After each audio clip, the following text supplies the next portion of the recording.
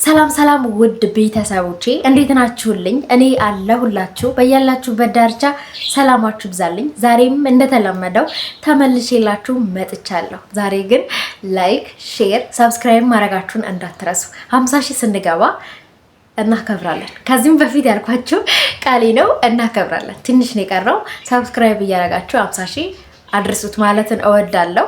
ዛሬ ተመልሼ የመጣሁበት እንግዲህ ብዙዎቻችን እኛ ስደተኞች መግባት ወደ ሀገራችን እንፈልጋለን፣ ግን መወሰን ነው ያቃተን ብዬ በሰራሁት ቪዲዮ ላይ ብዙዎቻችሁ ማለት ይቻላል በቃ ቪዲዮን ያያችሁ ሰዎች ወይም የኮመንታችሁ ሰዎች ለኔ ነው እንዴ የተናገርሽው፣ እኔ የሚሰማኝን ስሜት ነው የተናገርሽው ብላችሁኛል። ይሄ እኔ ጋር የሚሰማው አንድ ሰው ጋር ሌላ ሰው ጋር የሚሰማው ሳይሆን ብዙዎቻችን ሁሉም ማለት ይቻላል በቃ ሙሉ ማለት ይቻላል ሙሉ ስደተኞች ሁሉም ስደተኞች የሚሰማቸው ስሜት ነው። ኢቨን እንኳን አረብ ሀገር ብቻ ሳይሆን ያደጉ ሀገር ላይ ያሉት እንኳን የሚሰማቸው ስሜት ነው። ብዙ አመት ሀገራቸው ያልገቡ ብዙ አመት በስደት የቆዩ አሉ። ሀገራቸው መግባት የፈለጉ ሀገራቸው መግባት እየፈለጉ ግን መወሰን ያቃታቸው ተመልሰን ገብተን ካልተሳካለንስ እንዳሰብነው ቢዝነስ ጀምረን ያ ቢዝነስ ኖርማል ካልሆነስ መልሰን እዛ ሀገር የሚሄድ ቻንሱን አናገኘውም ብለው ያደጉ ሀገር አሜሪካ፣ ጀርመን ያደጉ ሀገር ላይ ያሉ እንኳን የሚቸገሩ ችግር ነው። እንኳን እኛ አረብ ሀገር ያለን ማለት ነው። አረብ ሀገር ስንኖር ደግሞ ብዙ ተጽዕኖ፣ ብዙ ችግር፣ ብዙ ስቃይ አለው። ይሄንን ደግሞ ብዙዎቻችን የምናውቀው ነው። እናንተ ብቻ ሳይሆን እኔም ስሜቱን ስለማውቀው ነው። አንድ ሰው ስሜቱን ማያውቅ ሰው መታችሁ ስለ አረብ ሀገር ብትነግሩት ምን ታካብጃለሽ? ፒዛሽን እየገነጠልሽ በርገርሽን እየበላሽ ሩዝሽን ቀቅለሽ እየበላሽ ዶላርሽን አትመነዝሪም እንዴ አሰሪም እንዴ ነው የሚሏችሁ። እናንተ ግን ያላችሁበትን ጭንቀት ውጣ ውረድ እናንተ ናችሁ የምታውቁት።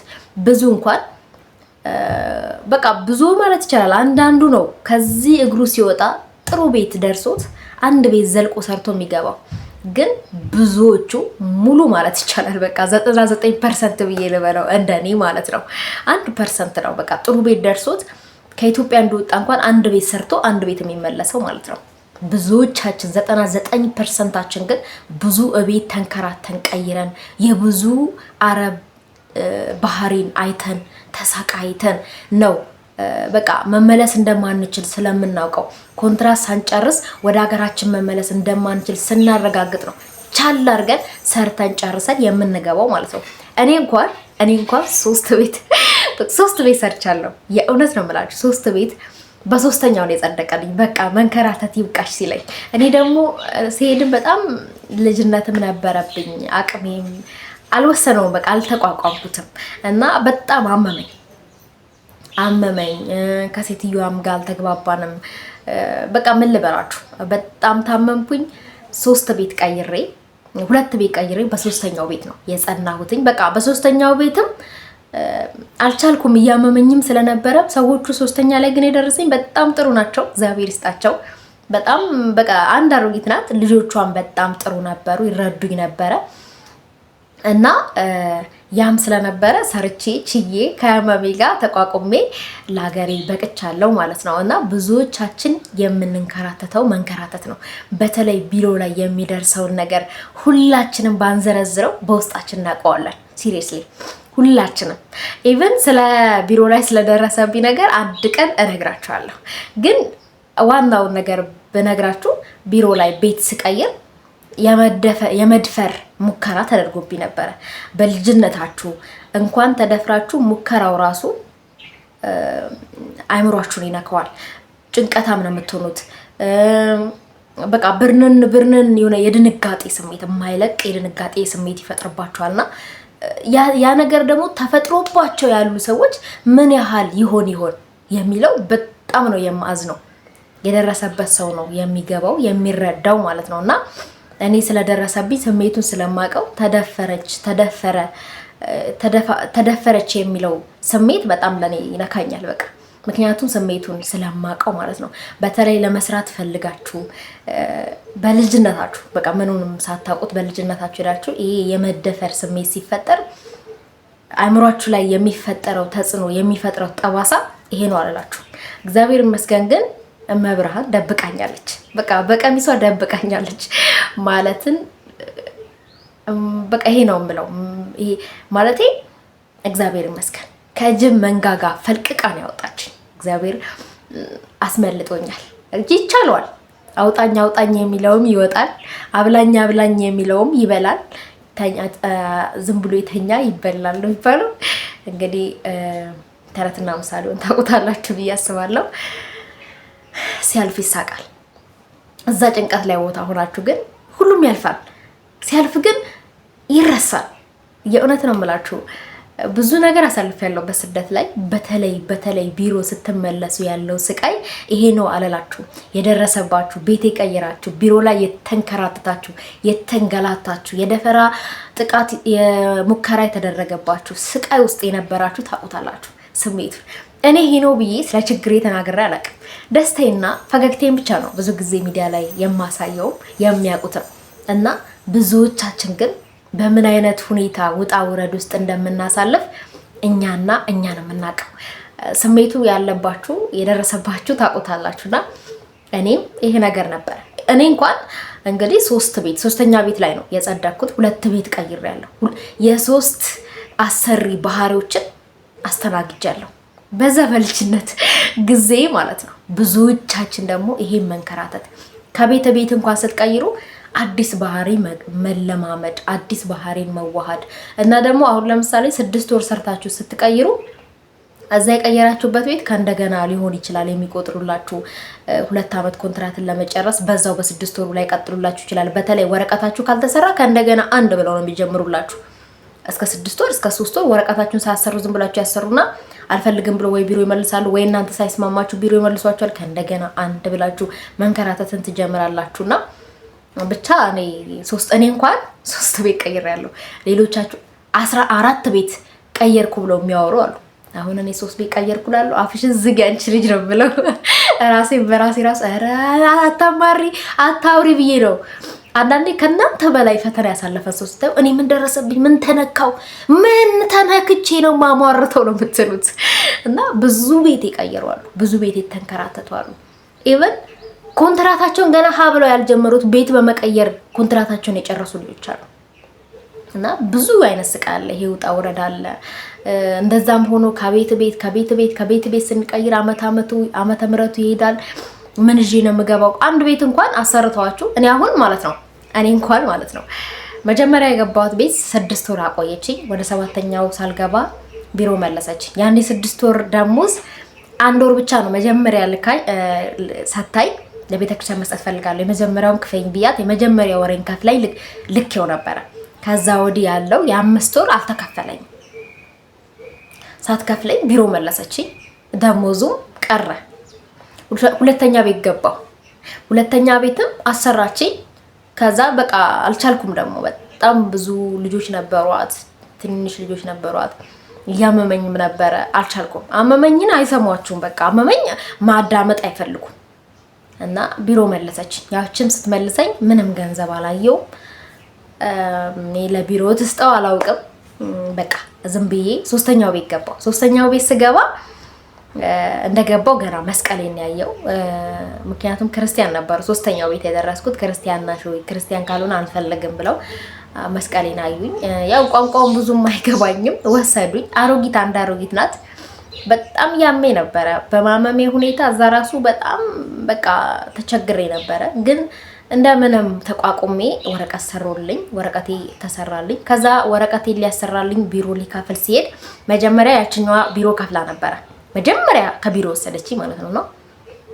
ይሄኛው 3ኛ ላይ የወሰደኝ ቢሮ ሊከፍል ሲል በቃ ፈልገናታል፣ ወደናታል፣ እንቀጥላለን የሚለውን ነገር ወስዶ ሄዶ ሊከፍል ሲል ከመሄዱ በፊት በቃ ገንዘብ እንዳልተሰጠኝ እስካሁን ድረስ እያሰሩኝ ቢሮ እንደመለሱኝ ነገርኩት። በቃ ባስተርጓሚ ማለት ነው። እኔ በጣም ፐርፌክት አልነበርኩም በዛቱ አረበኛ። በቃ የዚህን ያህል ደሞዝ የመጀመሪያዋ ሴትዮ፣ በተለይ መጀመሪያ ያቆየች ሴትዮ ነው። ሁለተኛው ቤት ብዙም አልቆየሁኝም። እሺ እሱም ይቀር። በጣም አፈርድም ያስግጠውኛል። ግን በቃ መቼም ሰራተኛ የሌለበት ቤት ነው ደግሞ ሁለተኛ የገባሁት። በቃ ቤቱ ጣራ ግድግዳው ሸረሪት አድርተውበታል። ውልቅልቅ እስከምል ድረስ ሰርቼ የለም ገንዘብ። ቤት ስቀይሩ ማለት ነው ዝም ብላችሁ ጉልበታችሁ ነው የሚባክነው፣ ገንዘብ የለም። አረብ ሀገር ሲባል እኮ እዚህ ላለው ሰው ቀላል ነው። በቃ ሄደ ገንዘብ በኩንታል አፍሶ እንደመላክ ነው የሚያስቡት። ስንት እንደምንከራተት፣ ስንት ፊት እንደምናይ፣ ስንት ባህሪ እንደምናይ ወይኔ። ከዛ ሰውየውን ነገርኩትኝ። ከዛ የመጀመሪያዋ 5 ወር ደሞዝሽን እኔ ለቢሮ ሰውዬ ስከፍል ቆጭ አስቀርልሻለሁ ከሷ ተቀበልለዋለሁ ብሎ አለኝ። እግዚአብሔር ይስጥ፣ እድሜ ጤና ይስጥ። ምንም አይደለም። የእውነት ከአበሻዎች ራሱ ከአበሻ መጥፎ አበሻ እንዳለ ሁሉ ጥሩ አበሻም አለ። ከነጮችም ጥሩ ሰው አለ። መጥፎ አረመኔ እንዳለ ሁሉ በጣም ጥሩ ሰው፣ ለሰው አሳቢ፣ እንደ ሰው የሚያስቡ በቃ ማንኛውም ሰው የሆነ ፍጡር መከበር አለበት፣ የለፋው ነገር ማግኘት አለበት ብሎ የሚያስቡ ሰዎች አሉ። ለነሱ ሪስፔክት ክብር ይገባናል። የእውነት ሙሉ ነጮች ብሎ መጨፍለቅና መሳደብ አያስፈልግም። ከዛ ቢሮ ከምከፍለው ላይ ቆርጬ አስቀርልሻለሁ አለኝ። ቆርጦ አስቀራልኝ። ከቢሮ ሰውዬ ጋር ሁሉ ተጣልቶ አያገባኝም እሷ አርፋ ስላልሰራች ነው ምናምን በቃ ተፋልሞ ተጣልቶ ደሞዜን ይዞልኝ መጣ። እግዚአብሔር ይስጣ። ሁሌ የማመሰግነው ስመጣ እንኳን ልሄድ ነው ብዬ ሰራተኛ ተክቼላቸው የመጣሁት ይሄን ውለታቸው ነው። በጣም ይሄ ውለታቸውን አረሳው። በተለይ ሰውየው የአሮጊቷ ልጅ ነው። አሮጊቷ ቤት ነበር የገባሁት። በጣም ጥሩ ሰው ነው። እግዚአብሔር ይስጠው። ልጆቹ ጥሩ ቦታ ይድረሱለት። ጥሩ ስራ ለልጆች ነው የሚተርፈውና የእውነት ተቀበለልኝ። ከዛ በቃ ደስ አለኝ። ምን ልበላችሁ ማመን አቃተኝ። ልፋት የተገኘ ብዬ ማለት ነው። ከዛ በኋላ የመስራት ሞራኔ መጣ ራሱ። በቃ መስራት ጀመርኩ። ሞራን በለፋችሁ ትሪክ ስኬታማ ስትሆኑ በነገራችን ላይ ኢነርጂና ሞራል ይኖራቸዋል። እኔ እንጃ የተፈጥሮ ሂደት ነው መሰለኝ። ከዛ በቃ በጣም ደስ አለኝ። የመስራት ፍላጎት የተነሳሳ በቃ መስራት ጀመርኩኝ። ከሰዎቹ ጋር ተግባባው። በጣም ጥሩ ናቸው። እግዚአብሔር ይስጣቸው። ይሄን አላመት ቆይቼ እነሱ ቤት መጣሁኝ። ስመጣ ራሱ በጣም ባዘኔታ በለቅሶ ነው የተለያየ ነውና በጣም ጥሩ ናቸው። እግዚአብሔር ይስጣቸው። ቀናውን ሁሉ ያድላቸው። መጥፎም ሰው እንዳለ ጥሩ ሰው አለ። ነጮች ጋር አበሻ ጋር እንደዛው ነው። አንዳንድ አረመኔ ከሰው ያልተፈጠረ አለ አበሻ ውስጥ። አሁን በጣም ከባድ ሰው የምትሉት ይሄ አበሻዊ ነው እንዴ? ያለ አበሻዊ ይሄን ያህል አረመኔ የሚሆነው የምትሉት ማለት ነውና ነጮች ሆነው እንኳን ለሌላውም ዜጋ የሚያስቡ ደግሞ ልክ እንደዚህ ያሉ አረመኔዎችም አሉ። እና እግዚአብሔር ይመስገን ብቻ ብዙ ጣውራድ አሳልፍ ያለው ያን ሁሉ አሳልፈን ያን ሁሉ ሆነን ያን ሁሉ ደክመን ያን ሁሉ አቅማተን ያን ሁሉ ስቃይ አሳልፈን ደግሞ ስኬት ላለመድረሳችን ቴንሽን ያደርገናል። ይሄም ደግሞ አይፈረድብንም። እዚህ መተን ከሰው ጋር ባንግባባ እብድናት እስከሚሉን ድረስ አይምሯችን ቢነካ አይፈረድብንም። ከሚደርስብን ከምናሳልፈው በቃ ወተን ወርደን ከደረስንበት አንፃር አልፈርድም። እኔ በተለይ አረብ ሀገር አሳልፎ ለሚመጡ እህቶቼ አልፈርድባቸው። ቢነጫነጩም ከሰው ጋር አልግባባ ቢሉም ብቸኛ ቢሆኑም